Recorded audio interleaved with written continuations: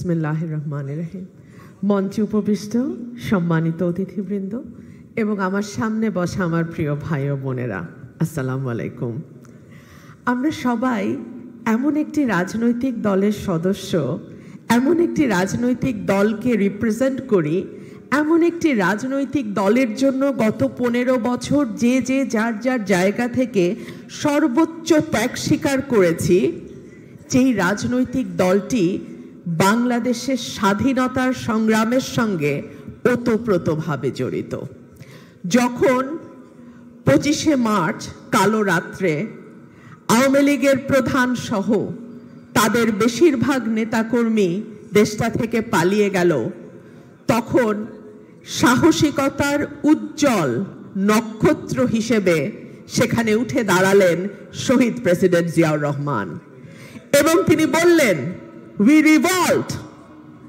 তারপরে শুরু হলো বাংলাদেশের মুক্তির সংগ্রাম, বাংলাদেশের স্বাধীনতার সংগ্রাম।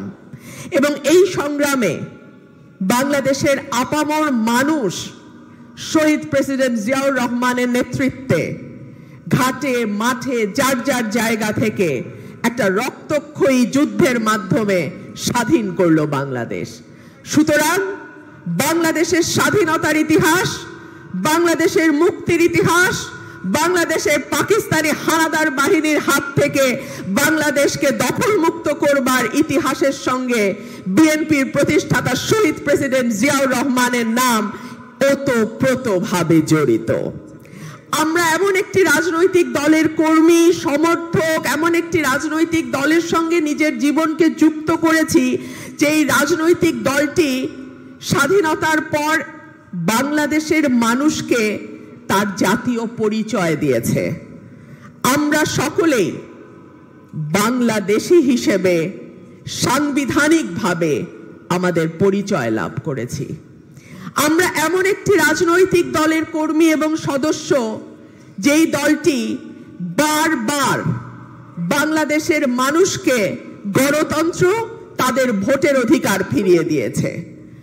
আপনাদের নিশ্চয়ই মনে আছে, বাংলাদেশের জন্মের পরপর আওয়ামী লীগ বাকশাল প্রতিষ্ঠা করেছিল। সকল দলকে নিষিদ্ধ করে দিয়ে কেবলমাত্র একটি দল, বাকশাল, সেই সময়ে রাজনীতি করার অনুমতি পেয়েছিল। শহীদ প্রেসিডেন্ট জিয়াউর রহমান হচ্ছেন সেই ব্যক্তি যার হাত ধরে বাংলাদেশের সকল রাজনৈতিক দল আবারও রাজনীতি করার সুযোগ পায় এবং সেই অর্থে আওয়ামী লীগেরও দ্বিতীয় জন্ম হয় শহীদ প্রেসিডেন্ট জিয়াউর রহমানেরই বদান্যতায়। আওয়ামী লীগের মনে রাখা উচিত, বাংলাদেশের মাটিতে তারা যে আবারও আওয়ামী লীগ নামে রাজনীতি করতে পারছে, সেটা শহীদ প্রেসিডেন্ট জিয়াউর রহমান ছিলেন বলেই তারা আওয়ামী লীগের নামে আরেকবার রাজনীতি করার সুযোগ পেয়েছে। বাংলাদেশে মিডিয়ার স্বাধীনতা, 4টা মাত্র সংবাদপত্র শেখ মুজিবুর রহমানের সময়, তারপর অসংখ্য সংবাদপত্র, গণমাধ্যম কার হাত ধরে? রঙিন বিটিভি কার হাত ধরে? শহীদ প্রেসিডেন্ট জিয়াউর রহমানের হাত ধরে। বিএনপি সেই রাজনৈতিক দল যেই দল নিজের সমালোচনা নিজে করতে, নিজের ভুল নিজে স্বীকার করতে 2বারও চিন্তা করে না। এইটাই বিএনপির ভেতরকার এবং বিএনপির বাইরের গণতন্ত্রের সৌন্দর্য এবং এটাই আমাদের শক্তি। আমরা নিজের ভুল স্বীকার করি, নিজের সমালোচনা নিজে করি এবং সেখান থেকেই শিক্ষা নিয়ে আমরা সামনের দিকে এগিয়ে যাই। আজকে বিচার বিভাগের স্বাধীনতা কার হাত ধরে? শহীদ প্রেসিডেন্ট জিয়াউর রহমানের হাত ধরে। সুপ্রিম জুডিশিয়াল কাউন্সিল গঠন করেছিলেন তিনি। অর্থনীতির ভিত্তি, কৃষি বলেন, শিল্প বলেন, গার্মেন্ট বলেন, রেমিটেন্স বলেন, সকল কিছুই এই বিএনপির প্রতিষ্ঠাতার হাত দিয়ে এসছে। সুতরাং আমি বলেছিলাম, বিএনপি করি গর্ব লাগে, বিএনপি করি মানে আমি বাংলাদেশের পক্ষের, বাংলাদেশের উন্নয়নের, বাংলাদেশের গণতন্ত্রের পক্ষের শক্তির সঙ্গে আছি। বিএনপি সংস্কারের প্রস্তাব কবে দিয়েছে? প্রথম সংস্কারের প্রস্তাব 2016 সালে দিয়েছে। আজকে যে নতুন নতুন কথাগুলো বলা হচ্ছে সেটা দেশনেত্রী বেগম খালেদা জিয়া 2016 সালে তার ভিশন 2030-তে দিয়েছিলেন। পরবর্তীতে বিএনপির অ্যাক্টিং চেয়ারম্যান জনাব তারেক রহমানের নেতৃত্বে 27 দফা, 31 দফা, দফায় দফায় আমরা সংশোধন, সংস্কার, পরিবর্তিত বাংলাদেশ, নতুন বাংলাদেশ, যেই কথাগুলো আজকাল নানান দল বিভিন্ন সময় ব্যবহার করে, এই সকল কিছুর জনক এবং এই সকল কিছুর স্বপ্নদ্রষ্টা বিএনপি এবং তার অ্যাক্টিং চেয়ারম্যান জনাব তারেক রহমান। ভুলে গেলে চলবে না, বাংলাদেশের ভাগ্যের সঙ্গে জিয়া পরিবারের ভাগ্য ওতপ্রোতভাবে জড়িত।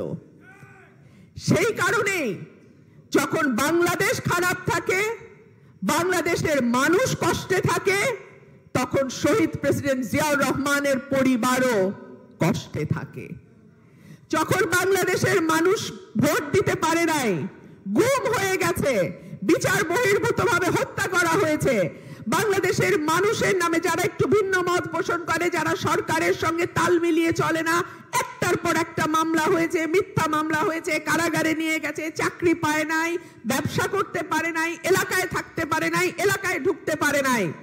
সেই সময় বিএনপির অ্যাক্টিং চেয়ারম্যান জনাব তারেক রহমানও কিন্তু দেশে আসতে পারে নাই।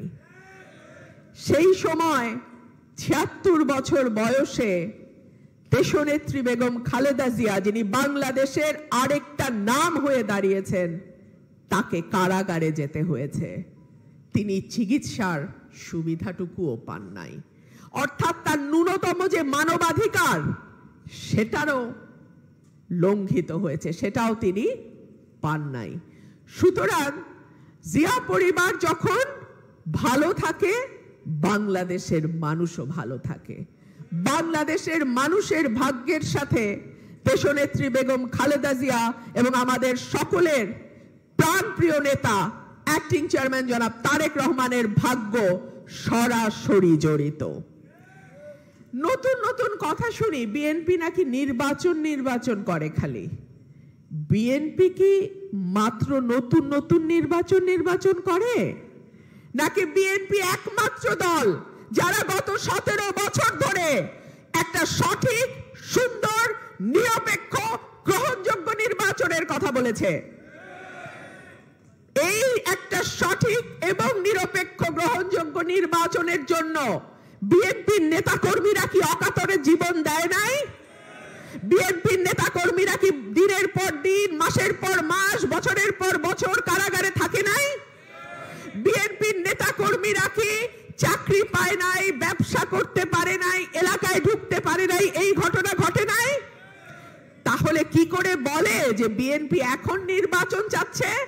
নো, বিএনপি গত 17 বছর ধরে একটা সুষ্ঠু নির্বাচনের জন্য লড়াই করেছে এবং সে কারণেই বিএনপির অ্যাক্টিং চেয়ারম্যান জনাব তারেক রহমান স্পষ্টভাবে বলেন যে আমাদের সংগ্রাম, আমাদের লড়াই এখনো শেষ হয় নাই। কেউ যদি মনে করেন আওয়ামী লীগ বিদায় হয়েছে, আমাদের লড়াই শেষ হয়ে গেছে, তাহলে অনেক বড় ভুল হবে। এখনো কিন্তু আমরা মানুষের ভোটের অধিকার আদায় করতে পারি নাই। এখনো কিন্তু আমরা মানুষের পছন্দের প্রতিনিধিকে নির্বাচিত করতে পারি নাই।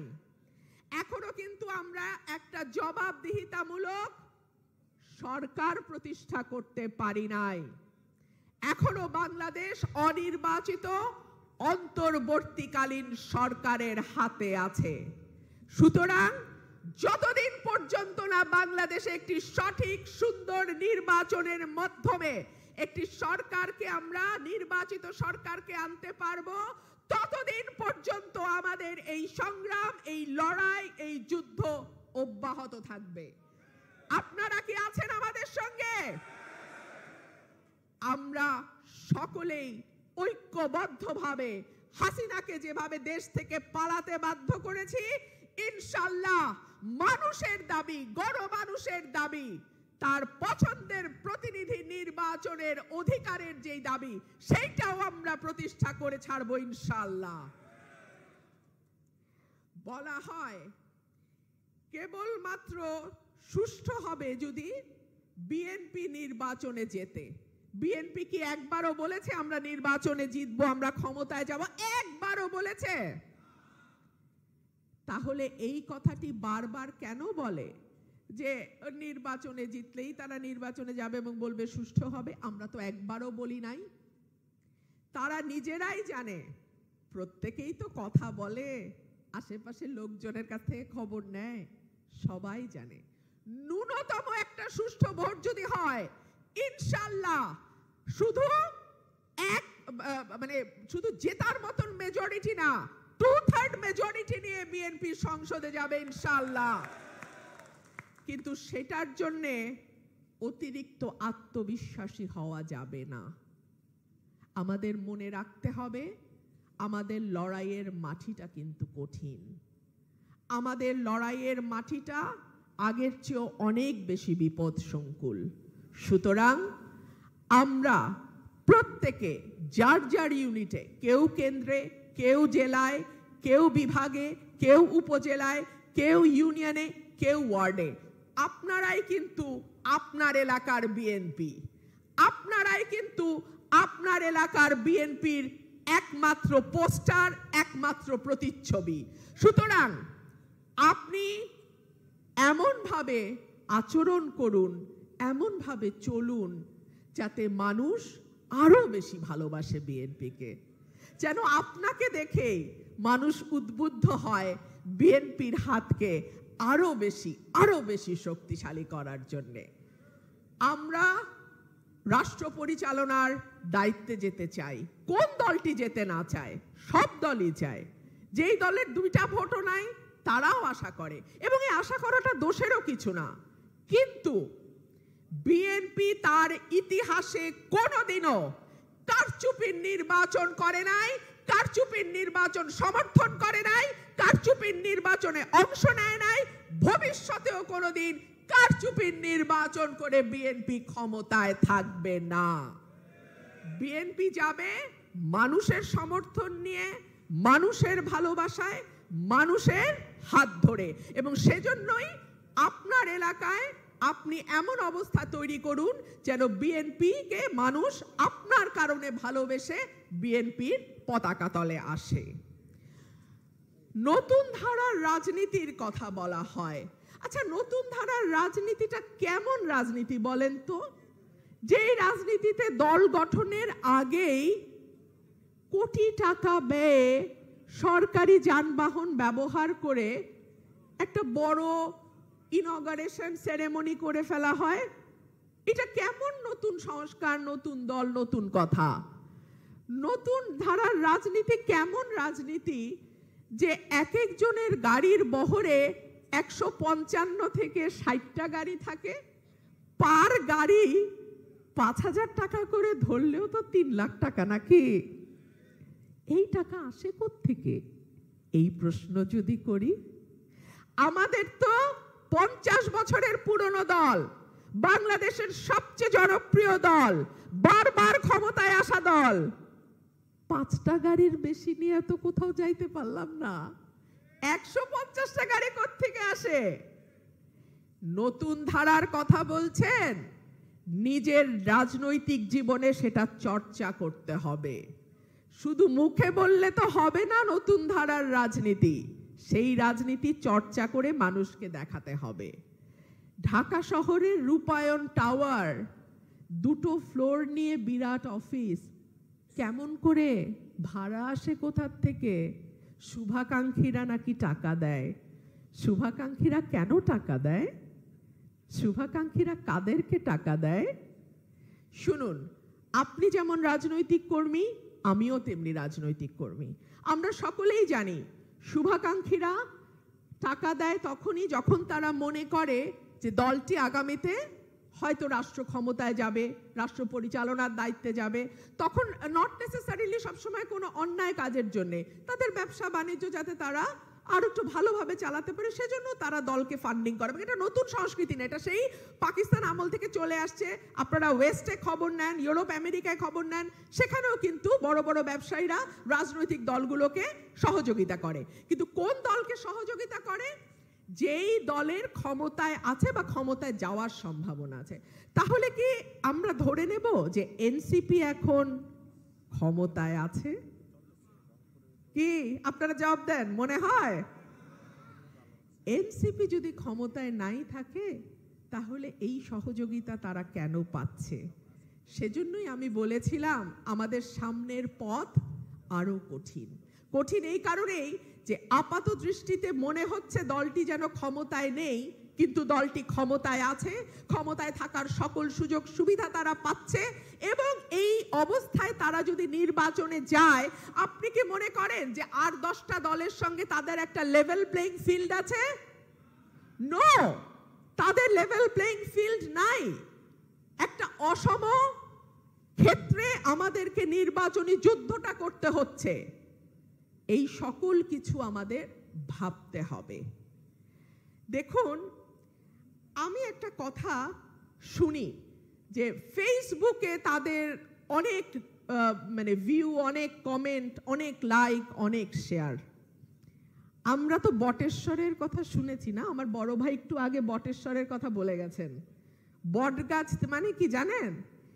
একটা মানুষ আর AI generated, artificial intelligence generated কিছু কমেন্ট, একজনের আইডি থেকে 20টা কমেন্ট ভিন্ন ভিন্ন নামে চলে যায়। তো এগুলো দেখলে কি আমাদের চলবে? চলবে না, কিন্তু আবার চালাতেও হবে। কি করতে হবে সেটাও আমার ভাই বলেছেন। আমাদের প্রতিটি নেতাকর্মীকে সামাজিক যোগাযোগ মাধ্যমেও তাদের এই লড়াইটা চালিয়ে যেতে হবে। আমরা দেখি যখন আমরা কোনো ন্যায্য কথা বলি, আমরা কোনো ন্যায় কথা বলি, জনগণের পক্ষের কথা বলি, দেশের পক্ষের কথা বলি, তখন সেখানে নানান রকম আজে বাজে কথা, আজে বাজে কমেন্ট তারা করে যায়। কেন আমার ভাইরা নাই সেটার জবাব দেওয়ার জন্য? আপনাদেরকে সেগুলোর জবাব দিতে হবে। কোনো ফলস আইডি আমার খোলার দরকার নাই, আপনার খোলার দরকার নাই। আমার কোটি কোটি সমর্থক ভাই আছে, আমার কোটি কোটি সমর্থক বন্ধু আছে, আমার সহকর্মী আছে। আপনারা আমাদের পক্ষে কলম ধরবেন, আপনারা আমাদের পক্ষে সামাজিক যোগাযোগ মাধ্যমে লিখবেন, দলের পক্ষে লিখবেন, দলের যেটা ভিশন, দল যেটা বলতে চায়, দল যেটা দেখতে চায়, সেটা আরো বেশি বেশি বেশি করে আপনারা প্রচার করবেন। সুতরাং আমাদের কিন্তু লড়াইয়ের ক্ষেত্র এখন দুইটা। একটা হচ্ছে যে এই লড়াইটা আমরা সৃষ্টির শুরু থেকে, আমাদের জন্মলগ্ন থেকে এখন পর্যন্ত করে এসেছি, সেই মাঠের লড়াই, এবং সেই সাথে এখন ভার্চুয়াল মিডিয়া বা সামাজিক যোগাযোগ মাধ্যমের লড়াই। এই দুটো লড়াই কিন্তু আমাদের একই সঙ্গে করে যেতে হবে। আমাদের আরেকটা বিষয়, সামাজিক যোগাযোগ মাধ্যমের যেই সুবিধা, সেটা হচ্ছে 1 মিনিটে আপনি কয়েক লক্ষ মানুষের কাছে পৌঁছে যেতে পারেন। এটা কি আর কোনোভাবে সম্ভব? একটা জনসভার আয়োজন করবেন, 5 লক্ষ, 10 লক্ষ, 20 লক্ষ মানুষকে একত্র করা কতটা কঠিন চিন্তা করেন তো। এই জায়গা আপনি দিবেন কোথায়? 10 লাখ মানুষ জায়গা হবে কোথায়? হবে না তো। 10 লাখ মানুষকে আনবেন, রাখবেন, তারা আবার ফিরে যাবে। এই যে সময়, এই যে ব্যয়বহুল অবস্থা, এই সকল কিছু থেকে মুক্তি দিচ্ছে সামাজিক যোগাযোগ মাধ্যম। একটা ক্লিকে, মুহূর্তে আপনার কথা, আপনার দলের কথা, আপনার দলের সিনিয়র নেতৃবৃন্দের কথা কোটি কোটি মানুষের কাছে পৌঁছে যাচ্ছে। সুতরাং দলের কাজটায় এইভাবেও আপনাকে সাহায্য করতে হবে, সহযোগিতার হাত বাড়িয়ে দিতে হবে। সংবিধান সংস্কারের কথা বারবার আসে। আপনি আমাকে বলেন তো, সংবিধানে খুব ভালো ভালো কথা লিখে দিলেই কি কেবল দেশটা খুব ভালো চলবে বলে মনে হয়? হবে? চলবে? আপনারা বলেন। চলবে না। ব্রিটেনে, বিলাতে কিন্তু কোনো সংবিধান নাই। বিলাতের মতন গণতন্ত্র, বিলাতের মতন মানবাধিকার, বিলাতের মতন সুশাসন, ন্যায় বিচার কয়টা দেশে আপনি পাবেন? সুতরাং সংবিধানে ভালো ভালো কথা লিখলাম আর হাসিনার মতো রাতের ভোটে নির্বাচন করে ক্ষমতায় থাকলাম, গুম করলাম, হত্যা করলাম, মিথ্যা মামলা দিলাম, বিরোধী দলকে দৌড়ের উপর রাখলাম। পুলিশের কাজ হলো বিরোধী দলের সারাদিন দৌড়ানির উপরে রাখা, বিরোধী দলের নারী কর্মী, নারী সদস্যদের হেনস্থা করলাম। তাহলে গণতন্ত্র হবে? দেশ ভালো চলবে? সুশাসন আসবে? সুতরাং সংবিধান আপনি যতই ভালো লেখেন না কেন, সেটা যদি আপনি কাজে পরিণত করতে না পারেন বা না চান বা না করেন, তাহলে আপনি কখনোই একটা ভালো দেশ বা একটা রাষ্ট্র আপনি গঠন করতে পারবেন না। বাংলাদেশের স্বাধীনতা, বাংলাদেশের সার্বভৌমত্ব, বাংলাদেশের অখণ্ডতা শহীদ প্রেসিডেন্ট জিয়াউর রহমান, দেশনেত্রী বেগম খালেদা জিয়া এবং অ্যাক্টিং চেয়ারম্যান জনাব তারেক রহমানের নামের সঙ্গে ওতপ্রোতভাবে জড়িত।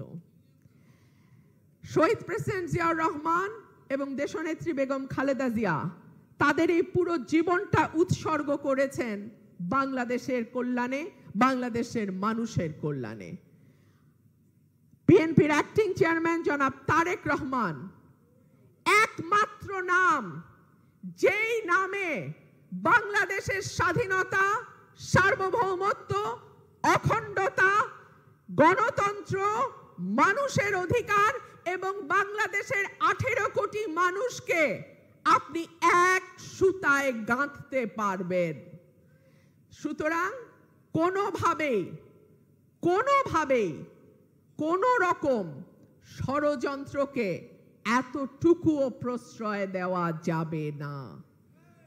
বাংলাদেশে যদি আমরা তার ফিরবার মতন পরিবেশ তৈরি করতে না পারি, তাকে সেই নিরাপত্তা দিতে না পারি, বাংলাদেশ ক্ষতিগ্রস্ত হবে। বাংলাদেশের স্বাধীনতা, সার্বভৌমত্ব, অখণ্ডতা ক্ষতিগ্রস্ত হবে। এইটুকু কিন্তু আপনারা মাথায় রাখবেন। এটা আমাদের দায়িত্ব, আমাদের নেতাকে বাংলাদেশে ফিরিয়ে আনা। এটা আমাদের দায়িত্ব, আমাদের নেতাকে ফিরিয়ে আনার মতন পরিবেশ তৈরি করা। এই পরিবেশ কিন্তু কেউ আপনাকে তৈরি করে দেবে না। এই পরিবেশ আমাদেরই তৈরি করতে হবে। আমাদের নেতা বলেছেন বাংলাদেশ যাবে কোন পথে? ফয়সালা হবে রাজপথে। একটা ফয়সালা আমরা করে দেখিয়েছি, হাসিনাকে এবং আওয়ামী লীগকে বাংলাদেশ থেকে বিতাড়িত করেছি ইনশাআল্লাহ। আরো ফয়সালা আমাদের বাকি আছে। আমাদের নেতাকে ফিরিয়ে আনার মতন একটি সুষ্ঠু নিরাপদ পরিবেশ আমাদের তৈরি করতে হবে। বাংলাদেশের মানুষকে ভোট অধিকার তারা যেন প্রয়োগ করতে পারে, তেমন একটি পরিবেশ আমাদের তৈরি করতে হবে। বাংলাদেশের মানুষের অধিকার বাংলাদেশের মানুষের হাতে ফিরিয়ে দিতে হবে, যেটা আমার নেতা বলেছেন টেক ব্যাক হবে ইনশাআল্লাহ।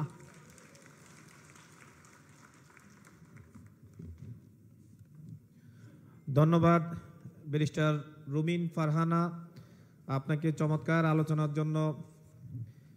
এখন